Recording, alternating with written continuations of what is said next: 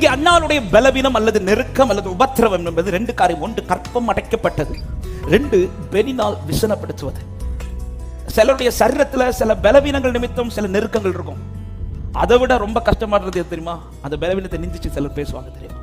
ஹல்லேலூயா. பெனினால் ஒரு பக்கம் நிந்தை உபத்திரவத்தை குறித்து பேசி பேசி அவளை விசனப்படுத்தினாள். இதே அன்னாளின் வாழ்க்கைய அவளுக்கு கொடுத்த தேவ பலத்தினால் உண்டான பிள்ளை குறித்து ஜனமே பேசுது. எங்க இருக்கிற ஜனங்கள் பேசுகிறார்கள் என்றால், எங்க இந்த நிந்தையும் இங்க அந்த அழுகையும் தெரியுமா? 9வது வசனம் சொல்லப்படுது, சீலோவிலே அவர்கள் புசித்து குடித்த பின்பு அன்னாள் எழுந்திருந்தாள். எந்த இடத்துல உபத்திரவ நிமித்தம் அழுதாலோ அதே இடத்துல அவள் பிள்ளை குறித்த சாட்சி பேசப்படுகிறது. எத்தனை பேருக்கு நான் சொல்ற வார்த்தை புரியுது? சில உபத்திரவங்கள் சந்தித்த அதே இடத்துல தான் கர்த்தருடைய கீர்த்தி புகழ்ச்சியுமாய் நிறுத்த போகிறார். சீயோன் குமாரத்தியை கம்பீரித்து ஆர்ப்பரி, நீ வெட்கப்பட்ட சகல தேசத்திலும்